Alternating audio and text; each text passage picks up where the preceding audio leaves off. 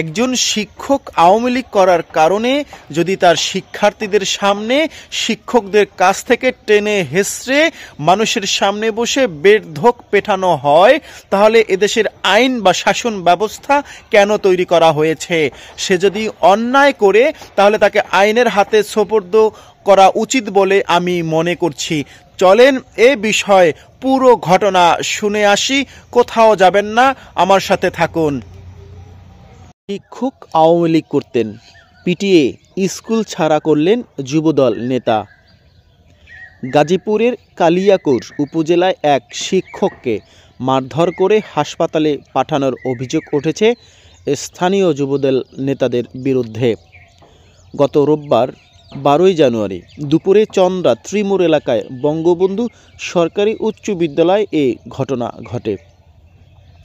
আহত শিক্ষক মোহাম্মদ বশির উদ্দিন বিদ্যালয়ের ব্যবসায় শিক্ষা শাখার সহকারী শিক্ষক। বর্তমানে উপজেলা স্বাস্থ্য কমপ্লেক্সে চিকিৎসাধীন রয়েছেন। প্রত্যক্ষদর্শী ও পুলিশের তথ্য অনুযায়ী বঙ্গবন্ধু সরকারি উচ্চ বিদ্যালয়ের অফিস কক্ষে প্রধান শিক্ষক আনন্দ কুমারের সঙ্গে বশির উদ্দিন কথা বলছিলেন।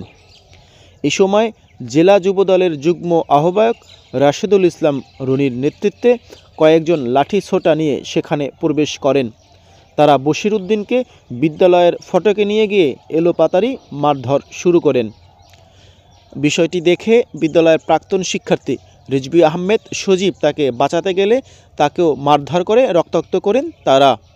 পরে বিদ্যালয়ের দপ্তরিসহ স্থানীয়রা আহত দুজনকে উদ্ধার করে হাসপাতালে ভর্তি করেন। বিদ্যালয়ের প্রধান শিক্ষক আনন্দ কুমার বলেন, যুবদল নেতা রাশিদুল ইসলাম রনি, রাকিব হোসেন সহ কয়েকজন বিদ্যালয়ে প্রবেশ করে জোরপূর্বক ওই শিক্ষককে ধরে নিয়ে যায় এবং এলোপাতাড়ি মারধর করে। অভিযোগের ব্যাপারে জেলা যুবদলের যুগ্ম আহ্বায়ক রাশেদুল ইসলাম রনি বলেন, ওই শিক্ষক আওয়ামী লীগের রাজনীতি করতেন, যার কারণে তাকে বিদ্যালয় থেকে বের করে দেওয়া হয়েছে। কালিয়াকৈর থানার এসআই জামিল হোসেন বলেন, শিক্ষকের বিরুদ্ধে বেশ কিছু অভিযোগ তুলে তারা বিতাড়িত করতে চাইতে একটি পক্ষ, তার যে ধরে যুবদলের কিছু লোক ওই শিক্ষককে মারধর করেছে। তাহলে এই ঘটনায় আইনগত ব্যবস্থা প্রক্রিয়াধীন আছে বলে জানান এসআই। তাহলে প্রশ্ন হলো, এখন যে বিএনপি করবে সে মার খাবে আওয়ামী লীগ যখন আবারও ক্ষমতায় আসবে। কারণ বাংলাদেশ ক্ষমতার পালা বদলের দেশ। বিগত 17 বছর আওয়ামী লীগ সরকার ক্ষমতায় থাকার পরে 5 আগস্ট গণ অভ্যুত্থানের ফলে এই আওয়ামী সরকার পতন ঘটে। ফলে বিএনপি সহ অন্যান্য রাজনৈতিক দলের ক্ষমতা বা শক্তি বৃদ্ধি পায়। তাহলে প্রশ্ন হলো, একজন ব্যক্তি অন্যায় করলে তার গায়ে হাত তুলতে হবে কেন?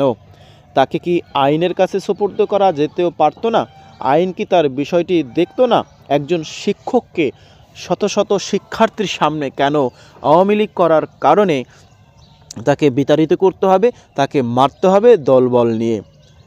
এই দেশে প্রত্যেকটা ব্যক্তি কোনো না কোনো রাজনৈতিক দলের সাথে সম্পৃক্ত রয়েছে। এখন যারা বিএনপির সাথে সম্পৃক্ত থাকবে তাহলে তারা কি আবারও বিতাড়িত হবে এই বাংলাদেশের বিভিন্ন শিক্ষা প্রতিষ্ঠান, বিভিন্ন কর্মস্থল থেকে?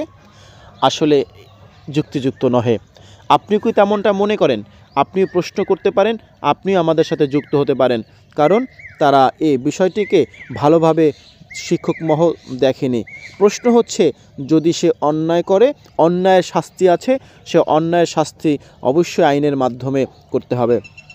কিন্তু যে কাজটি তারা করেছে এই কাজটি ঘৃণিত কাজ। স্বাধীন রাষ্ট্রে যে কোনো রাজনৈতিক দলকে সমর্থন করার সুযোগ রয়েছে। তাহলে স্বাধীন রাষ্ট্রে যদি যে কোনো দলকে সুযোগ করে থাকে রাজনৈতিক দলের সাথে, তাহলে তাকে কেন বিতাড়িত করতে হবে? শিক্ষকটির সাথে কেন শিক্ষককে অপমান করতে হবে? কেন শিক্ষক আজকে হাসপাতালে থাকবে? এই বিষয়টি আপনারা কিভাবে দেখছেন? আপনারা আমার সাথে যুক্ত হতে পারেন, আলোচনা করতে পারেন, কমেন্ট করতে পারেন। আমি অন্য কোনো বিষয় নিয়ে আপনাদের সাথে আবারও এই ব্যাপারে আপনাদের সাথে কথা বলবো, অন্য কোনো বিষয় নিয়ে।